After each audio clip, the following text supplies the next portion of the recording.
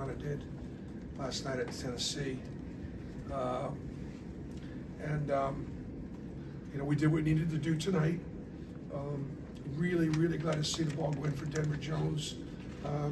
You know, just see what he's capable of doing. Makes us a lot better. Dudge and I, again, this is 3 straight now. Ridge and I's been dominant. And it was good to see Jalen Williams play well again tonight. I thought that Chad was really good off the bench. Defensively, you know, Vanderbilt's a good team, really good offensively. I think we kind of wore them down. I thought our half-court defense was outstanding. Okay. Hope. How big were those last 10 minutes where you sort of turned it on and pushed that lead out? Obviously, you got a pretty good stretch of games coming up. But how did you get a little confidence back going? I think it was important. You know, I think that again, Jalen, Janai, and Denver in that stretch maybe really played effectively offensively. You know, but the key, really truly the key of our future is the fact that we were able to hold Ty Lawrence to 2 for 11 and Mannion to 1 for 8.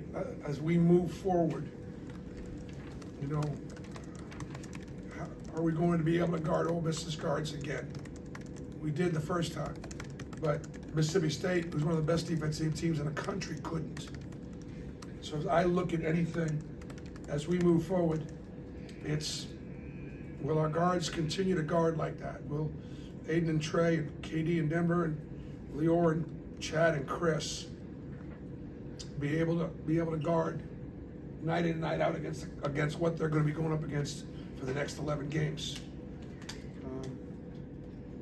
And at the same time, obviously, we've shot it better at home, so we shot it better at home, you know, tonight. And making the 10 threes, but Denver 4 for 8, Gio making 3, and Janai making 2. Big. Speaking of those threes, Denver hits 3 in the first 4 minutes of the game. I know last couple of games on the road, shooting was a little bit tougher for you guys. So how important do you think it was that y'all got to see some go through early and kind of get? Yeah, man, that was vital, and I thought that Denver was focused in. He was ready. He was ready to go. He's had a good week of practice, and I like his focus. I like where he is right now as we move forward. BP, coming off of 2 losses and with the tough games you guys have coming up, did you see anything tonight fundamentally that you did better in this 40 minutes of basketball versus what you weren't doing in the last 2 games? Maybe rebounding. You know, Vanderbilt still at 11 offensive rebounds, but we rebounded a little bit better. And obviously, what was the difference? We obviously made ball went in for us. You know, that was a big part of what was different, or you know, what was better. Those two things. Probably a few too many turnovers still. 13 turnovers is high for us.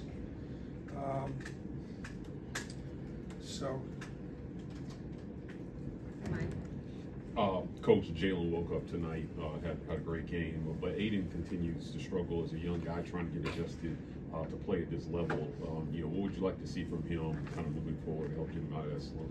Well, I mean, Aiden is, you know, he's working hard, and he's trying to do all the little things, and he's really working on defense, and he got a couple rebounds tonight, and he's trying to get the offense set. And the one thing that he always has been able to do is just shoot it, like from wherever. And so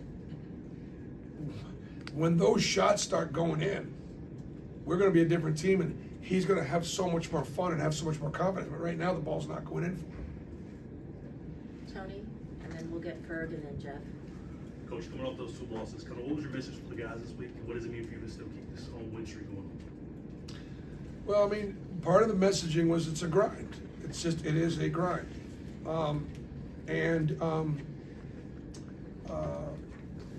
We put ourselves in position. I had to really work hard tonight, make sure we just didn't have a letdown. make sure we're excited about playing Vanderbilt. We'd beaten them by 15 up there. I don't think the kids took it for granted. I think they played pretty well. I hope that, now look, the environment at Ole Miss, they're going to be crazy. It'll be another sold-out game for Auburn on the road. They've not lost at home. Man, it's going to be, and so it's going to take some special. Like it's going to take special. And I think they understand that and hope they're ready for it. Rich, with Trey as a starter here tonight, I know he had some turnovers, didn't have a ton of shots, but 7 boards, he was plus 37 and plus minus. Yep. Just, what did you see out of him to kind of, get that going for y'all? Yeah, I mean, I thought that obviously that starting group plus minus numbers were really, really good.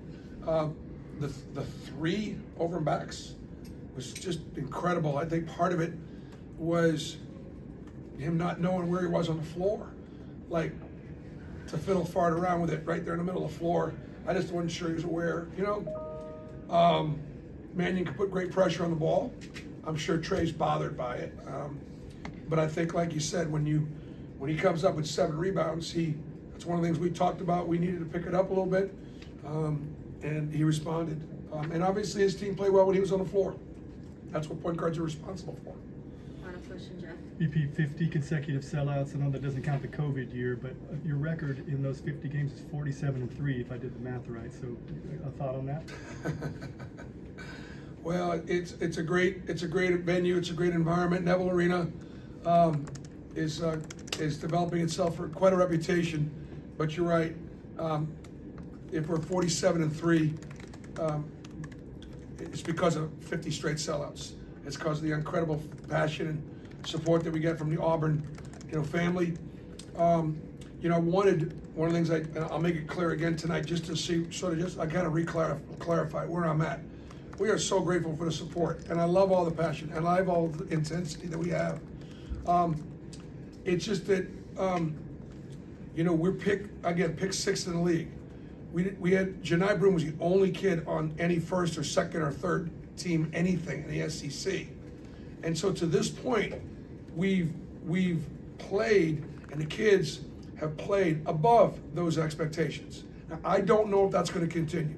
As we get into the schedule, I can tell you we're going to lose some games, but we're still in this thing, and so my guess is that there will be time to be disappointed.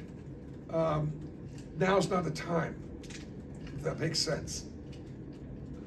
So I'll tell you, look, these guys are working, and I know what we're capable of, and we've had some step up, but we have to continue to be able to step up if we're going to be able to keep winning. Thanks, Coach. Thanks, Mike. All right, good.